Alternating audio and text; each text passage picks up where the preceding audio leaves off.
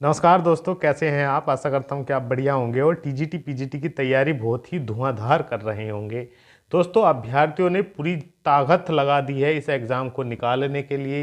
ये बात आप अपने दिमाग में ज़रूर रख लें।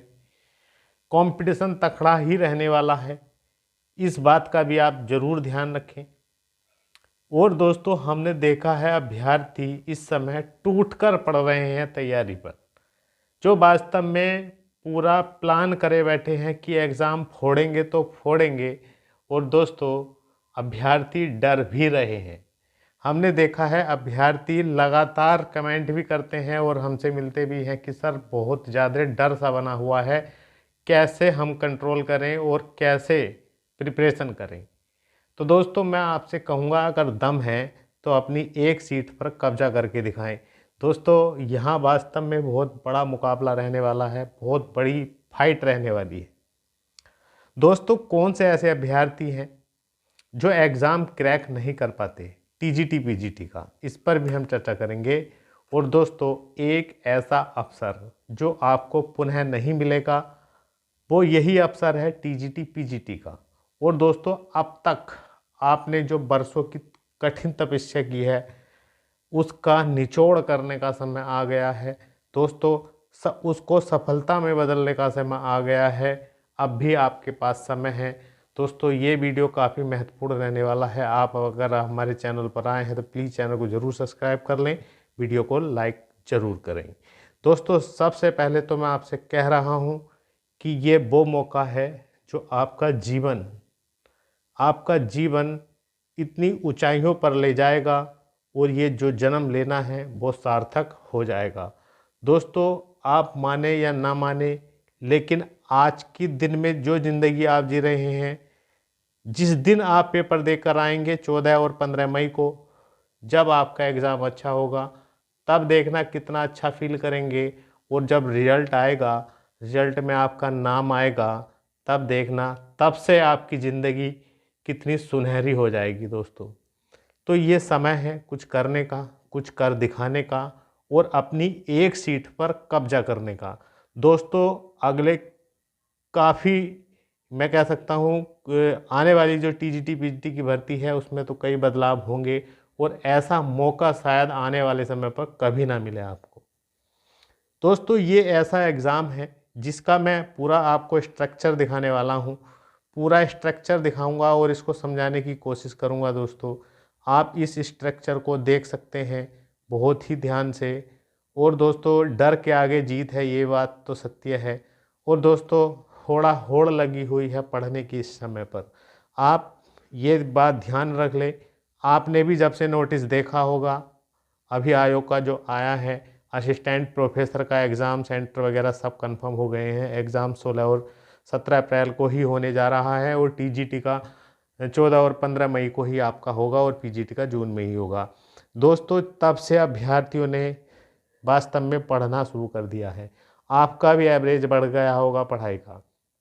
तो दोस्तों, वास्तव में मज़ा है इस एग्ज़ाम को देने में, क्योंकि ये आपके लिए अंतिम मौका है ऐसा, जहां 125 क्वेश्चन आपके जीवन बदल सकते हैं, आपका जीवन जीने का आधार बदल सकते हैं, जीवन का आधार बदल सकते हैं। दोस्तों, इस ग्राफ को समझने की कोशिश करिएगा। दोस्तों, देखिएगा, केवल एक एग्ज़ाम पूरे इंडिया में उठाकर देख लीजिएगा, कोई इतना बड़ा जहां 1 लाख सैलरी आपको डायरेक्ट मिल रही हो, केवल एक एग्ज़ाम हो रहा हो, कोई मेन एग्ज़ाम है ही नहीं, कोई हेडक ही नहीं भैया, कोई इंटरव्यू नहीं। जितने हमने अधिकतर देखे हैं अभ्यर्थी जो गांव से बिलोंग करते हैं, या अक्सर हमने अधिकतर देखा है, इंटरव्यू में बहुत ही डर सा महसूस होता है और अच्छे से नहीं हो पाता। तो दोस्तों, यहाँ इंटरव्यू भी नहीं है, कोई निगेटिव मार्किंग नहीं है, पूरा पेपर आप खुल के खेलोगे। आप ये मानिए जो टफ क्वेश्चन है उसको भी आप लॉजिक से ठीक कर सकते हैं। जहाँ निगेटिव मार्किंग नहीं, वहाँ पर ये समझ लीजिएगा खुलकर ही खेला जाता है। और दोस्तों, कोई एज की लिमिटेशन नहीं है। आप अंडर 30 के हैं, अंडर 40 के हैं, अंडर 50 के हैं, एज है, आवेदन किया है 2022 की भर्ती में किसी भी सब्जेक्ट से, तो दोस्तों पूरे जोर लगा दो जितने आप लगा सकते हैं इस एग्ज़ाम को निकालने के लिए। और दोस्तों मैं आपसे बता रहा हूँ, कोई भी जीके, जीएस या करंट अफेयर्स कुछ भी पढ़ने की आवश्यकता नहीं है, क्योंकि ये पार्ट इसमें ऐड ही नहीं है। मान कर देखिएगा, आप मैथ से टीजीटी देने जा रहे हैं, मान लीजिए जीके, जीएस, करंट अफेयर्स इसमें आता, तो आपको कितना और पढ़ना होता। अपना सब्जेक्ट तो पढ़ना होता है, लेकिन अदर कितना पढ़ना होता है। तो यहाँ पर कोई भी इस 2022 की भर्ती में कोई भी जीके, जीएस, करंट अफेयर्स का पार्ट ऐड नहीं है। और दोस्तों कोई भी एक्स्ट्रा अंक नहीं जुड़ेंगे, इस बात का ध्यान रखना है। कोई एकेडमिक मेरिट नहीं जुड़ने वाली है। कोई भी किसी प्रकार का अंक, ना पीएचडी का, ना कुछ, कोई भी अंक नहीं जुड़ने वाला है। ओनली आपके 125 क्वेश्चन ही हैं जो सिलेक्शन का आधार भी है। ये वास्तव में आपके जीवन को इतना अच्छा और खुशहाल बना देंगे, और पूरे जीवन आप ये समझ लीजिएगा बहुत ही अच्छा महसूस करेंगे अपने जीवन में, अगर आप पढ़ लिए तो दोस्तों। और दोस्तों सबसे बड़ी चीज़ है कि सीधे इंटर कॉलेज में आपको असिस्टेंट टीचर के रूप में कार्य मिलेगा या लेक्चरार के रूप में कार्य करने को मिलेगा। आपको पता ही है, कॉलेज जाना होता है 4-5-6 घंटे तक, हद है 5-6 घंटे, वर्ग रहता है 3-3.5 घंटे, आपको पढ़ाना होता है 3-4 घंटे। तो दोस्तों इससे बढ़िया और क्या हो सकता है। इतनी बड़ी जॉब, 1 लाख प्लस से स्टार्टिंग, साल में 2 बार इंक्रीमेंट, और तमाम छुट्टियां होती हैं, रेस्ट लीव, मेडिकल लीव दुनिया भर की मिल जाती है, सैलरी वगैरह भी नहीं कटती है। और दोस्तों मैं आपसे फिर बता रहा हूँ, सबसे बेहतरीन जॉब है, पूरी रेस्पेक्टेड जॉब है। रेस्पेक्टेड जॉब इसलिए है दोस्तों, आपको पता ही है कि गुरु का पद सबसे बड़ा होता है, और गुरु ही है जो अपने शिष्य को हमेशा ऊपर उठते हुए देखना चाहता है। तो दोस्तों यहाँ पर सबसे ज़्यादा रेस्पेक्ट मिलता है, और रेस्पेक्ट पैसे से भी है। 1 लाख प्लस तनख्वाह है। जब तक आप सर्विस करेंगे, रिटायर्ड होने तक 2 लाख आपकी सैलरी हो जाएगी, कई वेतन आयोग बढ़ लग जाएंगे। और दोस्तों समाज में जो इमेज बनती है, इसका तो आपको पता ही है। समाज में इमेज आपकी बनेगी, आपके परिवार की बनेगी, आपके बच्चों की बनेगी, आपके भाई बहन की बनेगी, सबकी इमेज बनती है। और दोस्तों घर परिवार में भी इज्जत आपको मिलेगी। दोस्तों कहते हैं कि आप चाहे कितना भी अच्छी बातें कर लीजिए कुछ भी, लेकिन पैसा नहीं कमा पा रहे हैं तो दोस्तों कोई भी रेस्पेक्ट नहीं देता। घर परिवार, समाज, अड़ोस पड़ोस, कहीं कोई भी इज्जत नहीं देता। और दोस्तों जीवन धन्य हो जाएगा आप, अगर आप सिलेक्शन ले गए। और दोस्तों आप खुशी तो परिवार खुशी, और आपको पता ही है जीवन का आधार परिवार ही है। खुशियाँ बांटते हैं तो परिवार के साथ ही। तो दोस्तों पैसा है तो सब कुछ है। तो 125 क्वेश्चन हैं जो आपके जीवन को अनमोल बना देंगे, और आपके जीवन में सब कुछ मिल जाएगा, सब कुछ आपको प्राप्त हो जाएगा। दोस्तों डर के आगे जीत है। तो दोस्तों डर तो वास्तव में आपको लग रहा होगा, जितनी आप अच्छी पढ़ाई कर रहे होंगे उतना ही डर सता रहा होगा, और जितना एग्ज़ाम पास आ रहा है उतना ही, ये समझ लीजिएगा दोस्तों, बहुत घबराहट सी हो रही होगी। दोस्तों एक बात और मैं बताना आपसे चाहता हूँ, इस ग्राफ में देखिएगा, हमने कहा है अब समय है वर्षों की कठिन तपस्या को सफलता में बदलने का समय है। दोस्तों आप ये नहीं कि मैं आपसे ही कह रहा हूँ, अगर आप डिमोटिवेटेड हो रहे हैं, भीड़ को देख रहे हैं कि हमसे एग्ज़ाम नहीं क्रैक होगा, तो मैं आपसे बता रहा हूँ कि आप चले, ये तो छोड़िए 6, 7, 8 ये तो चलो बच्चे होते हैं उस समय, लेकिन 9, 10, 11, 12 आपने पढ़ाई की है नहीं, अच्छे से पढ़ाई की होगी। और उसके बाद बीएससी, बीए वगैरह में पढ़ाई की होगी, बीएड वगैरह में पढ़ाई की होगी, और लगातार पढ़ भी रहे होंगे, पढ़ा भी रहे होंगे, कई कॉम्पिटिटिव एग्ज़ाम भी दिए हैं, लंबा अनुभव है आपको जीवन का। तो सबका निचोड़ आपको 125 क्वेश्चन मिलने वाले हैं। आपको बहुत अच्छे से देखना है और अपने जीवन को अच्छा बना लेना है। दोस्तों डर जो है, डरता वही है जो वास्तव में चाह रहा हो किस चीज़ को प्राप्त करना। अगर आप चाह रहे हैं तो वास्तव में आप पढ़ भी रहे होंगे, तो जब तैयारी अच्छी होती है तो डर ऑटोमेटिक बढ़ता जाता है। तो दोस्तों मैं आपको कह रहा हूँ कि आप बार बार रिवीजन करें और शांतचित्त रहें। देखिएगा इस समय रिजल्ट के बारे में बिल्कुल ना सोचें, और पदों के बारे में जी, हमारे उस पद में इतनी वैकेंसियां हैं, हमारा होगा कि नहीं होगा, कंपटीशन तगड़ा है, ये है वो है। हर स्टूडेंट आपके जैसा ही है, जैसी आपकी स्थिति है वैसी ही दूसरे की स्थिति है। तो दोस्तों बार बार रिवीजन करेंगे, पूरी ईमानदारी से पढ़ेंगे तो निश्चित ही आप सफल होंगे। कोई घबराने की आवश्यकता नहीं है दोस्तों। केवल 45-46 दिन आपके पास हैं। ढंग से ही आपको पढ़ना है। ढंग का मतलब समझ रहे हैं, एक पैटर्न के अनुसार, एक सिस्टम के अनुसार। और दोस्तों कैसे पढ़ना है इस पर भी हम चर्चा करेंगे। और जो सबसे महत्वपूर्ण हम बताना चाह रहे थे कि कौन से ऐसे अभ्यर्थी होते हैं जो टीजीटी पीजीटी का एग्ज़ाम क्रैक नहीं कर पाते हैं।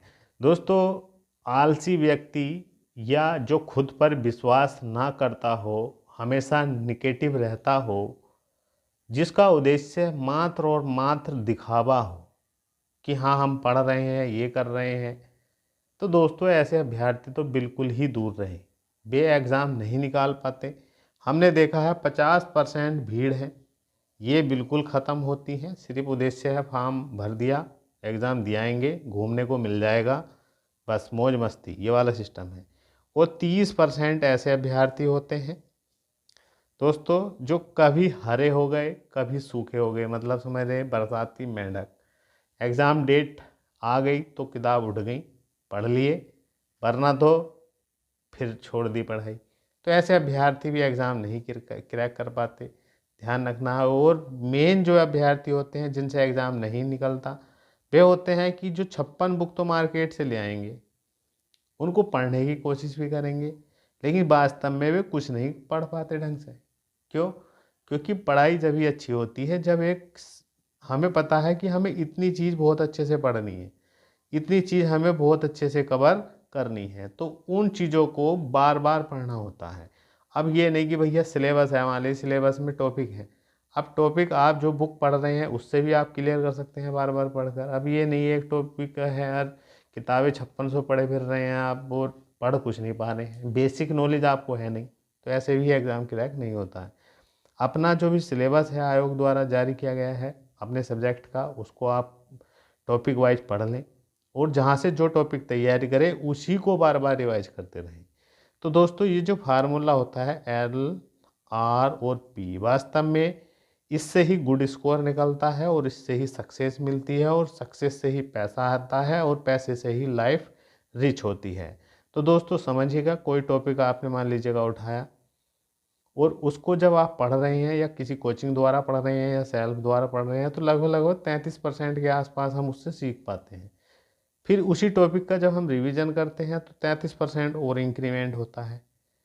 और रिवीजन के बाद जब हम उस चीज़ की बार बार प्रैक्टिस करते हैं तो 33% और बढ़ जाता है। तो कुल मिलाकर लगभग लगभग काफ़ी कुछ हम उस पार्ट से सीख लेते हैं। और पूर्णतः तो कोई भी परफेक्ट नहीं होता, लेकिन दोस्तों इसी पैटर्न से अगर आप पढ़ते हैं तो निश्चित ही एक बहुत बढ़िया स्कोर निकाल के आएंगे। 45 दिन है, आपको धुआंधार पढ़ना है, बिना होपलेस हुए, बिना डरे, निडर होकर।